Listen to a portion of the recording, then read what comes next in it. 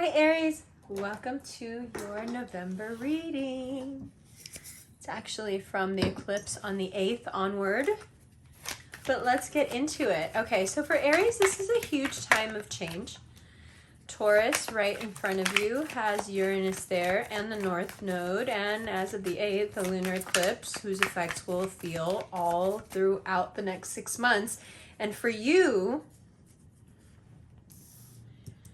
those solid foundational things like family, like how you see yourself in the context of your family, it's shifting.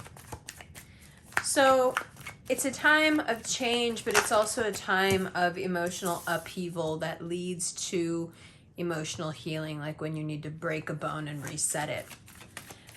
You may find that you're unsure about those structures that Saturn wants to test. Remember, Saturn wants to shake those parts of you that you feel that you can't live without. And it does so out of an extreme trust and awareness of your potential. It knows you can do without those things. It just wants you to know you can do without those things. But that lesson is such a harsh one to learn, and also one that it's really difficult to learn without becoming resentful of the person or the being teaching it to you. In this case, that Saturnian energy that you run into again and again throughout the month, as there's these fixed squares with Saturn just over and over again, testing you.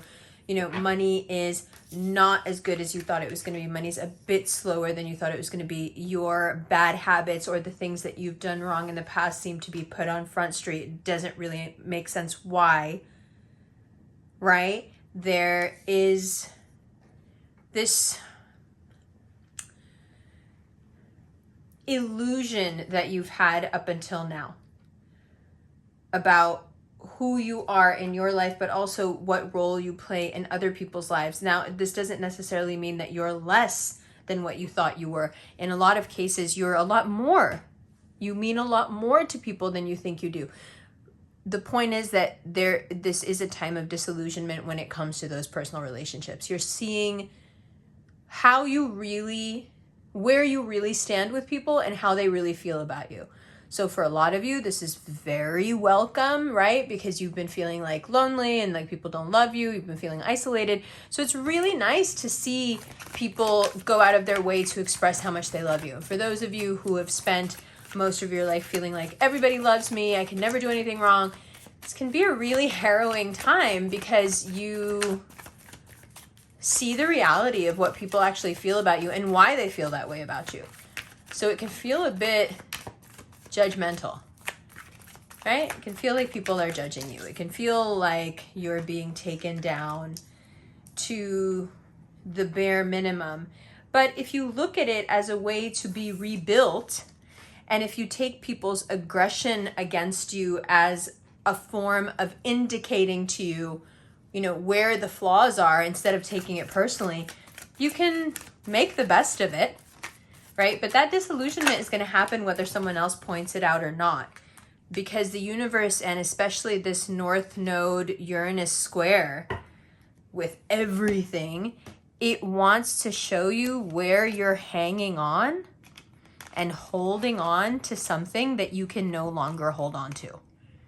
There is a level of control that you want in your life over something or someone that's just not possible anymore. In fact, when you try to exert power or control in this situation, you become the villain. You come off as the villain. You come off as the one who is trying desperately to take from somebody else. So what I would suggest to you in this particular situation, see it as an opportunity to move away and find a new direction, because there is nothing but chaos here. There's arguing, there's chaos, and to be perfectly honest, it's a way to distract yourself at a time where you could get so much done and have so much better of a life in 6 months if you just focus on reimagining yourself and rebuilding yourself according to these truths that you're finding out, and spending most of Sag season implementing those truths, you could be doing so many better things.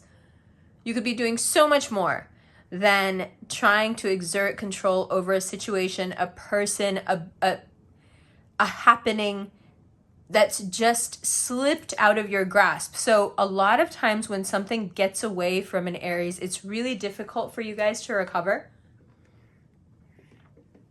because you take it personally. You see it as some sort of reflection on your power, on your might, on your strength.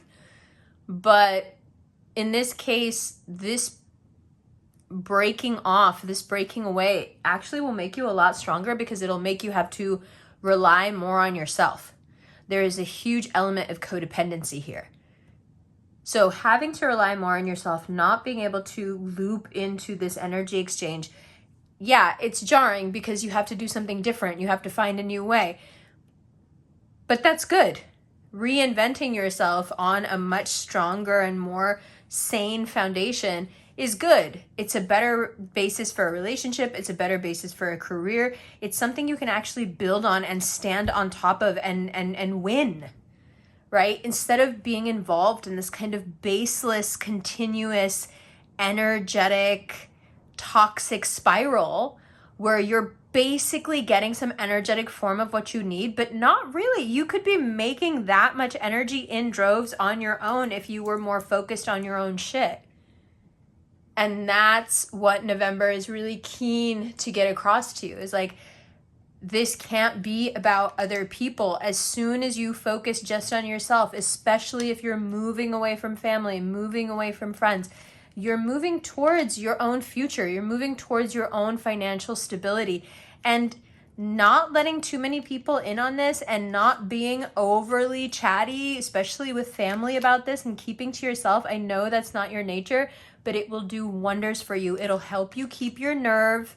It'll keep you strong. It'll keep you taking risks and moving forward, instead of kind of like, we have this thing, we're mollified by family. We're softened by it. You know, we lose our edge. We kind of sink or lean back into this comfortability or familiarity. And that's not what you want to be doing right now. It's because that later becomes a source of deep regret.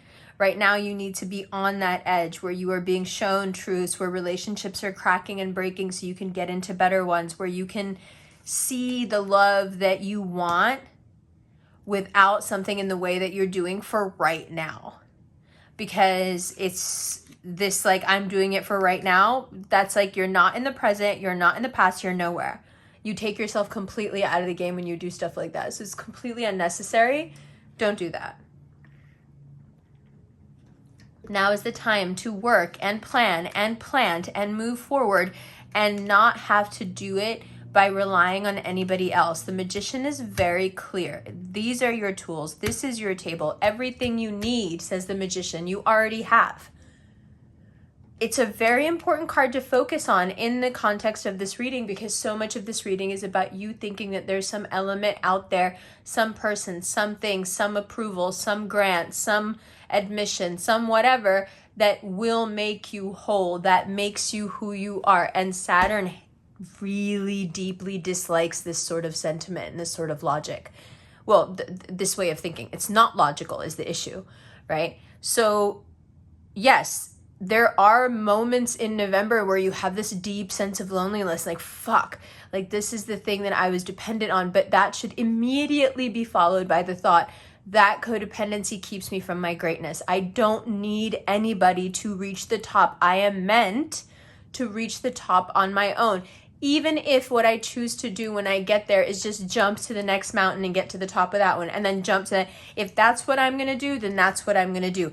I can't drag anybody with me, and I also can't keep somebody with me like some sort of like vampire Sherpa that I feed off of as I go from hilltop to mountaintop to mountaintop to hilltop, we're not doing this, right? So of course, that's a lot to adjust to. It brings up a lot in your past. It brings up why you do what you do. It brings up why you've been codependent. But when you have a light shining on all this and you can see it all so clearly, you can see where the lack is, you can see where the hole in the boat is and all the energy leaks out. You can see how you've had people in your life that you've used and you've turned their lives upside down to get this from them. Not all of you, some of you. And when you know all this, the first thing you know, because you're a good person, is that you never want to do that again. You never want to be that again. So, as radical as it may sound, November can really revolutionize your relationships, especially within your family. Because once you realize this and you stop doing this, you can really come into your own as someone who has a lot of compassion and a lot of feeling, and people feel comfortable going to that person with their feelings and with their stresses. Right? A lot of times, Aries, you don't realize that people won't share the weak parts of themselves with you because they feel embarrassed, and they're afraid of your reaction. To be perfectly honest, they're afraid that you're going to say the thing that they're afraid that you already think, which is that you think they're weak. Right? They're already scared. So the fullness that November can bring you, especially moving into December, where you genuinely can understand other people's weaknesses. You can understand because you can so clearly now, November kicks your ass enough that you can see your own weakness. You can see where you've been exerting that weakness as power and pressure on somebody else. When you can consciously see that, things change. You become more compassionate. You become more open because you're aware of what you've been doing. And then you'll finally be put in a position where you can do the thing that you want to do most, which is help other people. Which only makes sense because that's what you do when you figure your own shit out. Okay? Good. Now, in the extended, we're going to talk about personal value. Because this is the basis of all this.